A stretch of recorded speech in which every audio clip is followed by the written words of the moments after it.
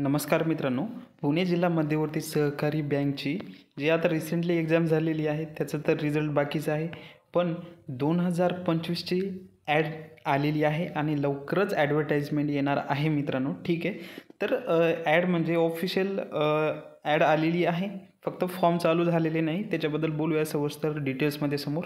तुम्ही जर नवीन असाल तर चॅनलला सबस्क्राईब करून घ्या. ठीक आहे, तर ही ॲड क्लर्क या पदासाठी आहे मित्रांनो. याच्यामध्ये आणखी समोर शिपाई या पदाचे ॲड होतील.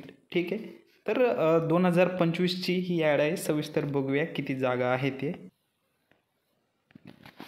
तर मित्रांनो, पुणे जिल्हा मध्यवर्ती सहकारी बँक पुणे यांना लेखनिक हुद्द्याचे मतलब लेखनिक पदाच्या 434 पदाची भरती आलेली आहे मित्रांनो. 434 जागासाठी ही क्लर्क या पदासाठी भरती आलेली आहे. सरळ सेवा भरतीद्वारे पात्र उमेदवाराकडून विहित नमुने ऑनलाईन अर्ज मागवण्यात येत आहे. ठीक आहे, तर अर्ज केव्हापासून चालू होणार आहे? 1/12/2025 ते 20/12/2025 पर्यंत हे फॉर्म तुम्ही अप्लाय करू शकतात. मतलब 1/12 ही फॉर्म चालू होणार आहे. ठीक आहे, आता समोर बघूया. ऑनलाईन वगैरे इथे दिलेले आहे त्यांनी. ऑनलाईन परीक्षा दिनांक वगैरे सगळं बँकेच्या याच्यावरती ऑफिशियल साईटवरती दिलं जाईल.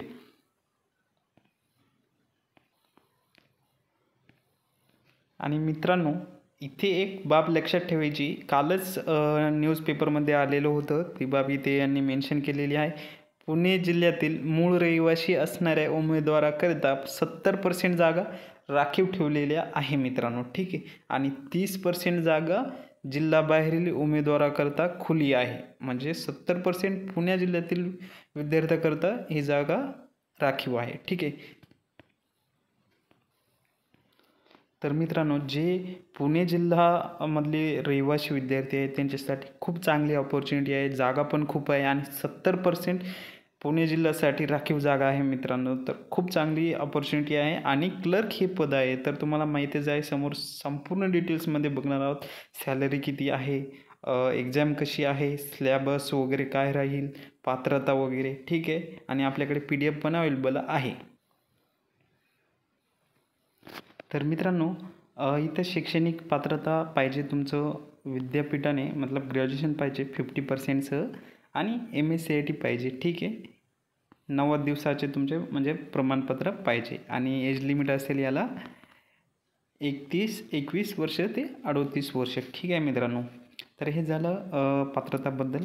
ठीक आहे, आणि याला वेतन श्रेणी किती असते मित्रांनो?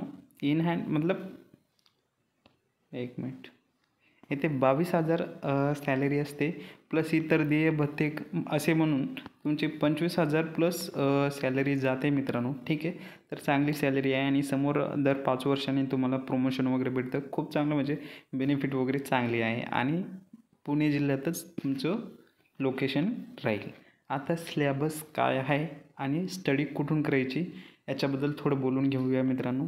तर ऑफिशियल मतलब ते समोरच्या महिन्यामध्ये आता फॉर्म अप्लाय करणारच आहे, तर तुम्ही आत्तापासूनच स्टडी करा मित्रांनो. खूप चांगली ऑपॉर्च्युनिटी आहे. ठीक आहे,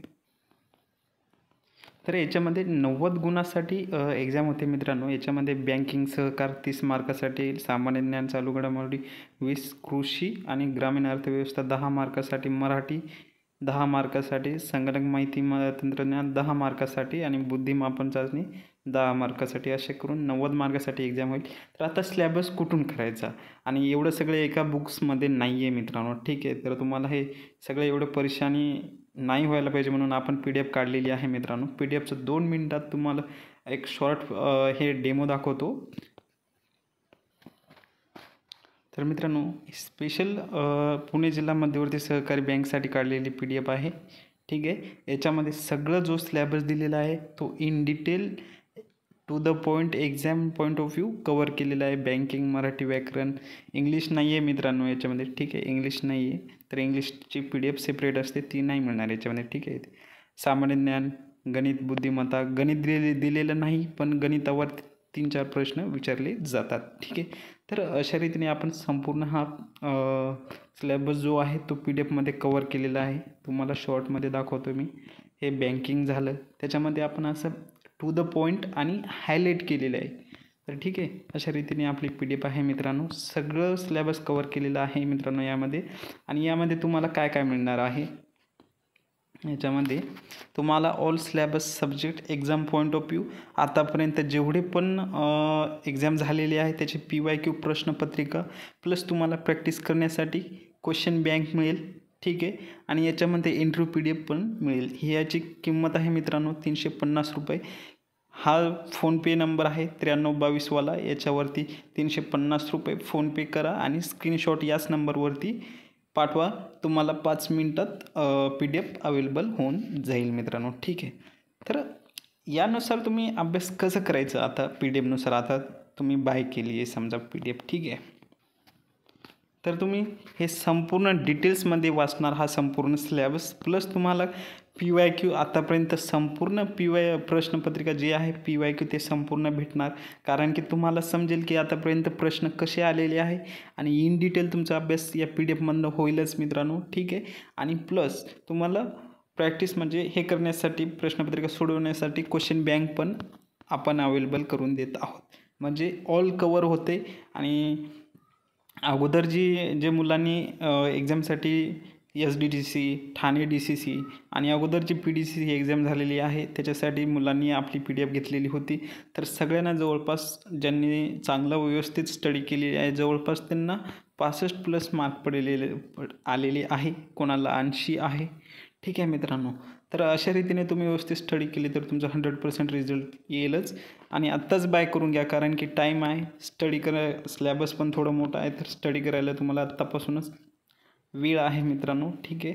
आणि खाली डिस्क्रिप्शनमध्ये टेलिग्राम चॅनलची लिंक दिलेली आहे. त्याच्यावरती तुम्हाला फ्रीमध्ये काही टेस्ट वगैरे मिळेल आणि PDCC बँकची एक्झामबद्दल अपडेट मिळत राहील मित्रांनो. ठीक आहे. तर अशा रीतीने आपली ही PDF आहे मित्रांनो. ठीक आहे. तर आता तुम्हाला एक एक करून सगळ्या PDF मी दाखवतो. ठीक आहे. तर हे झाले बँकिंग वगैरे. मित्रांनो PDF म्हणजे कशी आहे, आता हे बँकिंग सिलेबस झाले, एक टॉपिक हे एक सब्जेक्ट झाले बँकिंग समजा.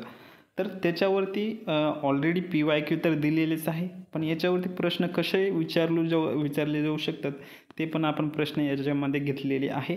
ठीक आहे. कुठे 150+ क्वेश्चन घेतलेले आहे, कुठे 100, कुठे म्हणजे सब्जेक्ट वाईज आपण क्वेश्चन घेतलेले आहे.